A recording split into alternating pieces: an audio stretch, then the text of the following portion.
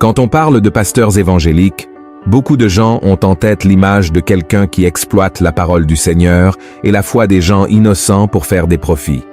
Ils voient l'Église comme une grande entreprise faite pour tromper et générer de la richesse pour ses dirigeants. Mais, bien que malheureusement beaucoup de faux hommes de Dieu vivent dans le luxe aux dépens de leurs fidèles, nous savons qu'il y a beaucoup de leaders spirituels sérieux et engagés dans leur ministère. Et il est très injuste de généraliser comme si toutes ces personnes étaient corrompues et souffraient d'un manque de caractère. Le problème est que les médias grand public ne semblent pas du tout concernés par montrer cette différence à la société. Un pasteur ne fait la une des journaux télévisés qu'à cause de certaines accusations de corruption, comme dans le cas de l'Église universelle dans les années 90, ou dans des situations encore plus graves comme l'histoire de la pasteure Fleur de Lys.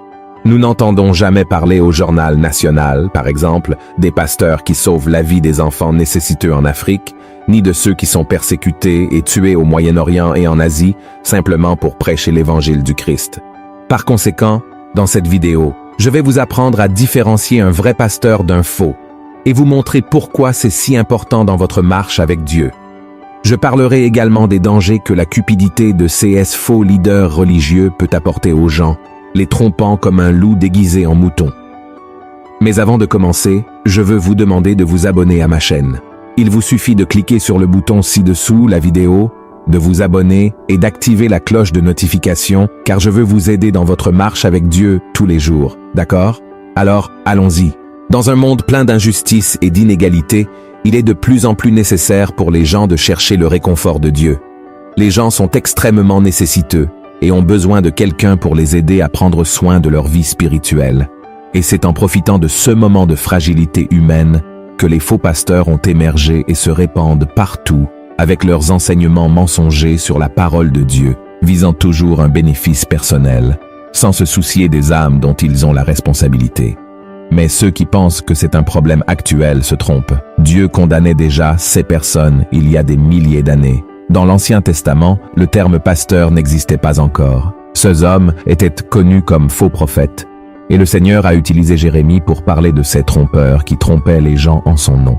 Dans Jérémie chapitre 14, Dieu a dit que ce que ces hommes disaient à son sujet était un mensonge et qu'il ne les avait pas envoyés, ni donné aucun ordre, ni parlé avec eux.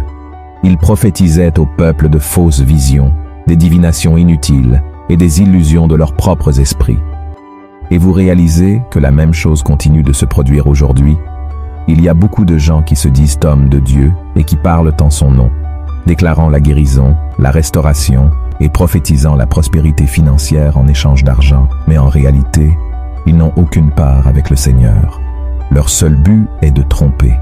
La Bible décrit les faux prophètes comme des adultères, des imprudents, des ivrognes, des pervers, des menteurs, et ils sont impliqués dans la divination et la sorcellerie. Et vous vous demandez peut-être maintenant, mais comment puis-je différencier un vrai pasteur d'un faux?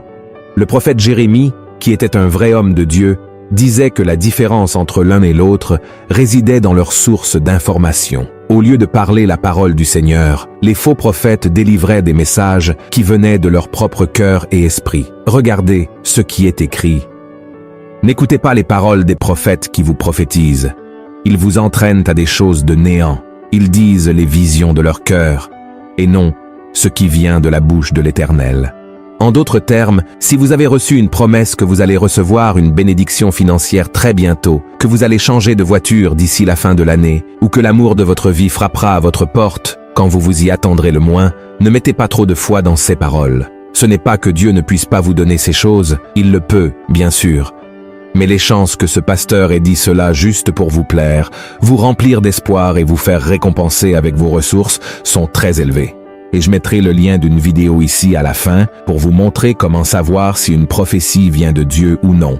D'accord? Et une autre différence entre les vrais pasteurs et les faux est leur motivation. Les vrais sont motivés par la loyauté à Dieu par-dessus tout. Ils veulent répandre la vérité qui existe dans la Bible, peu importe le prix qu'ils paieront, qu'ils seront annulés par les médias ou par Internet, tandis que les faux pasteurs sont motivés par leur propre intérêt et le désir d'avoir une bonne image auprès de ceux qui sont en dehors de l'Église, car ils sont plus préoccupés par être politiquement corrects que par toute autre chose. Et cela s'est également produit à l'époque de Jérémie, alors qu'il annonçait que Jérusalem passerait par des temps très difficiles et que par conséquent, le peuple devrait se repentir de ses péchés et se tourner vers le Seigneur. Les faux hommes de Dieu prophétisèrent la paix parce que c'était ce que les gens voulaient entendre. Et devinez de quel côté le peuple s'est rangé, du côté des faux pasteurs, mais ils ont fini par payer un prix élevé pour cela. Et une autre chose à laquelle vous devez prêter attention est les fruits de ces pasteurs. Jésus a averti des dangers des pasteurs qui prétendent être de bonnes personnes, mais ne le sont pas. En fait, ils veulent seulement tuer, voler et détruire. Il a dit que ces hommes sont comme des loups déguisés en moutons et que nous pouvons les connaître par les choses qu'ils font, comme des arbres qui sont connus par leurs fruits. Les bons arbres portent de bons fruits et les mauvais arbres portent de mauvais fruits.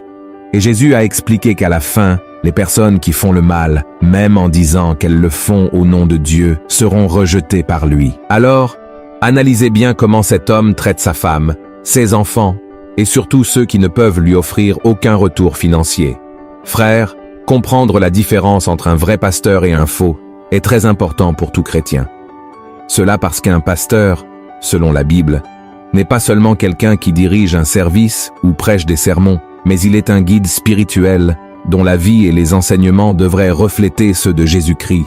Et la Bible nous montre clairement comment devrait être ce véritable leader. Dans Éphésiens chapitre 4, l'apôtre Paul a écrit que le Christ a donné des dons à l'Église, y compris des apôtres, des prophètes, des évangélistes, des pasteurs et des enseignants. Le but de ces dons est notre perfectionnement, pour l'œuvre du ministère et pour l'édification de l'Église. Cela montre que le rôle d'un pasteur va au-delà de simplement prêcher. Il doit équiper et renforcer les membres de l'Église, les aidant à grandir spirituellement. De plus, dans 1 Timothée chapitre 3, Paul mentionne que quiconque désire être pasteur désire une fonction noble et que, par conséquent, il doit être irréprochable, mari d'une seule femme, sobre, prudent, respectable, hospitalier et capable d'enseigner. Et ces qualités sont fondamentales, non pas parce que Dieu veut une personne parfaite devant l'Église. C'est impossible. Le Seigneur s'attend à ce que le pasteur ait toutes ces caractéristiques parce qu'il doit être un exemple pour les autres personnes. Et un vrai pasteur doit également avoir sa vie en accord avec ceux que la Bible enseigne. En d'autres termes, il ne peut pas prêcher une chose en chair et vivre quelque chose de complètement différent dans sa vie. Seuls les faux pasteurs font cela. De plus, son ministère n'est pas motivé par son salaire ou par les gains personnels qu'il peut avoir, mais par son appel à servir et guider le peuple de Dieu. Bien sûr, le salaire du pasteur est important et il peut également avoir d'autres gains personnels en dehors du ministère. Après tout, il a une famille à prendre soin et à nourrir, et Dieu veut bénir ses enfants. Mais cela n'est qu'une conséquence de son travail, et rien de plus. Et une autre chose importante que seul un vrai pasteur fait est qu'il enseigne la vérité qui est dans la Bible, nous aidant à comprendre ce que Dieu veut nous dire dans sa parole et nous faisant appliquer ces vérités dans notre quotidien. Un faux pasteur ne fait jamais cela parce qu'il sait que la vérité libère, et ces hommes méchants ne veulent pas nous voir libres. Ils veulent que les gens soient piégés dans leurs mensonges et continuent à nourrir leurs égos et leurs comptes bancaires. Frères, le Seigneur a touché mon cœur pour apporter ce message aujourd'hui, parce que, malheureusement, beaucoup de chrétiens sont trompés par ces faux leaders spirituels charismatiques et convaincants. Ils viennent avec leurs beaux discours pleins de promesses de prospérité, mais ils n'ont pas l'essentiel, le désir de vous enseigner la vérité de l'Évangile. Il y a aussi ceux qui ont des millions de followers sur Internet, qui bénissent des verres d'eau, des documents d'identité de proches, des clés de voiture et promettent des bénédictions et encore plus de bénédictions.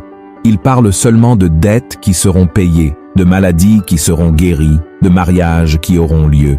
Mais ils ne parlent pas du Dieu qui reste à nos côtés, même lorsque la tempête met du temps à passer, le Père qui reste à nos côtés dans les moments de deuil et de douleur. Ils ne prêchent pas non plus sur une vie de renoncement au péché, montrant que tout chrétien doit porter sa croix. Donc, pour ne plus être trompé, il est important de bien connaître la Bible et de prier pour le discernement.